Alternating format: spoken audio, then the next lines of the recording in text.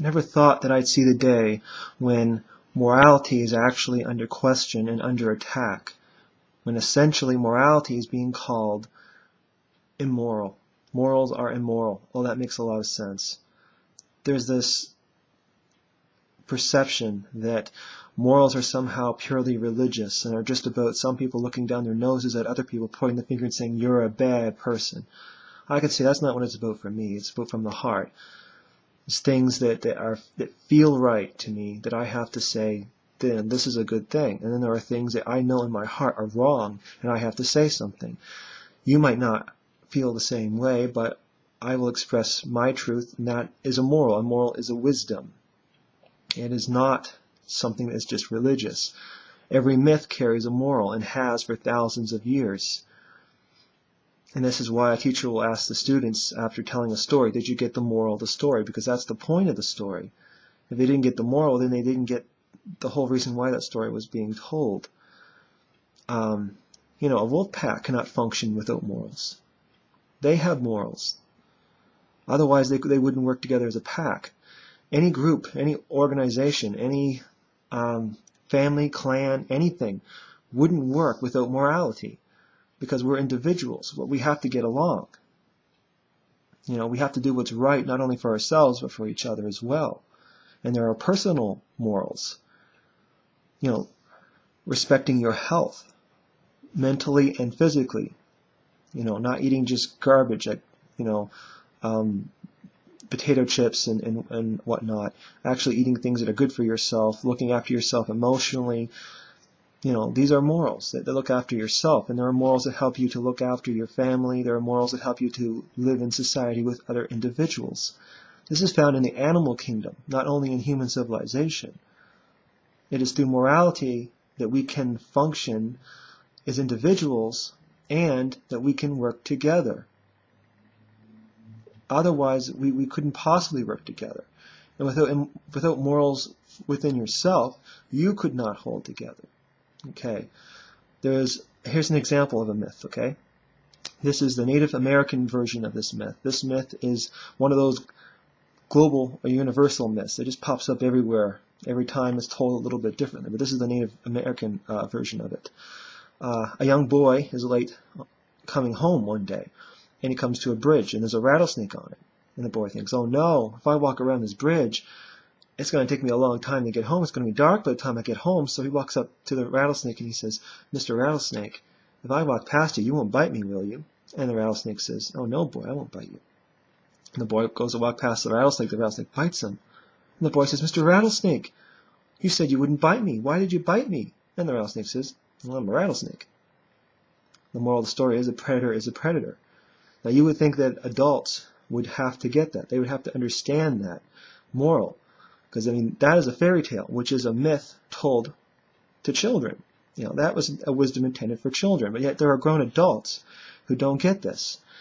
I have known of this happening, of instances of this, where parents will leave their children in the company of a convicted child molester because he is either related to them or is a neighbor of theirs, and they think, well, he wouldn't do that. We know him. He's a good guy. And that may be true. He may be in some way. But that predatorial instinct is still there. It's still in him.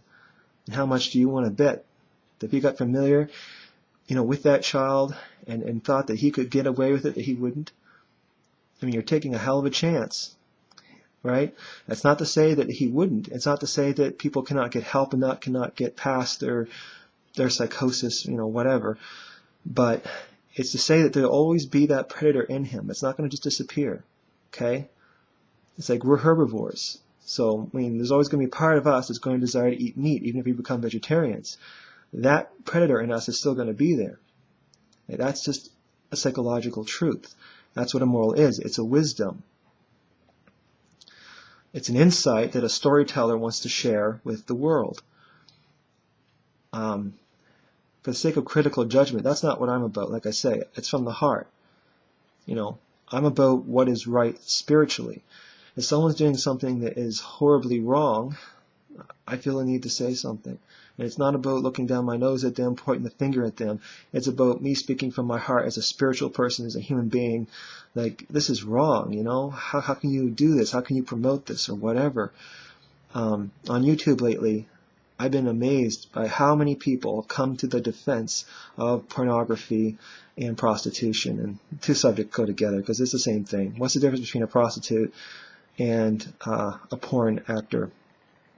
The only difference is that one does it for money, the other does it for money and fame.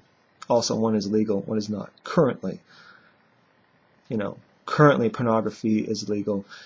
It may become illegal again, then it may become legal again, and that doesn't matter here. The question is, what is moral? And I've already gone into this in the past, about whether or not this is moral. And yet, people who will speak about morals, what is moral and what is not moral, when someone mentions that moral to them, that it's immoral, they'll say, how dare you say that? Again, they'll call their moral immoral. Okay, well, there can be a difference of opinion, but for someone who goes around talking about morals, and yet these same people will suddenly turn on these other morals. Now, the thing is with that, I mean, it's a whole other subject, and I've already gone into that a little bit. You'll find, I'm sure, that almost any one of these mothers or fathers who are talking about prostitution being a good thing, if you were to say, what if your daughter became a prostitute? I bet you they'd be angry at, and they'd look at you and they'd say, how dare you bring my daughter into this? They would be angry that you would even suggest that, because that's different. Suddenly it hits home. Oh, that's different. How many of these mothers talking about prostitution being a good thing, pornography, whatever, would really be proud if their daughter became a prostitute? You know, Mom, I decided to become a prostitute. You think the mother would wrap her arms around and say, oh, I love you, I'm so proud of you. You think so? I don't think so. Maybe I'm just had my head in the clouds here and I'm believing in good in some people that isn't there, but I have to believe that they would be heartbroken. Because, I mean, that's how you know you're human, that these things hurt you. Okay? And it's the same thing, the same issue that I have with abortion. Like, I'm not politically for or against. I understand it involves the woman's body and whatnot, so I don't have a political position on that. My issue with that is a spiritual one, purely. And that is that there is something sacred about a child growing in a woman's body. This is a miracle. This is something precious. This is something beautiful. And I've known women who have said, yeah, I went the other day, I had an abortion, a couple of days ago, or maybe not a couple of days ago, a week ago, whatever. But they'll talk about like they had a mole removed, And I have to say that disgusts me. And again, it's not like you're a bad person. It hurts me in here. Because I try to believe in the good in people. I try to believe in sanity. Insanity. I try to believe in sanity in this world. And because I do care, that hurts me. It hurts me and it scares me. It scares me because I like to try to believe that things can get better instead of worse. But I see the moral fabric of our society being under attack. And there is such a thing as black ops, by the way. That's not a conspiracy theory. Look it up. That is a form of terrorism that infiltrates media and the arts, entertainment industry, and tries to create fear or to attack the moral fabric of a society. And that does go on. Again, look it up, black ops. So, this is going on.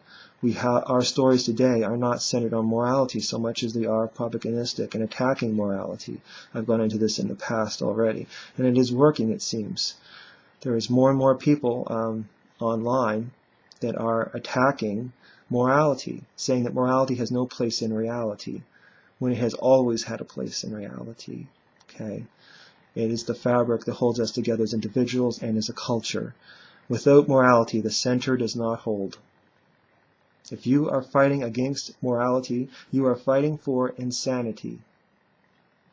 And if you are fighting for insanity, I'd have to ask you to ask yourself, why? Are you doing it because you're involved in some kind of satanic cult? You really get off on it? Or have you just been misled? Misled by propaganda, misled by other people who think the way that you currently think. And if that is the case, are you big enough to admit to yourself that you've been misled? Peace.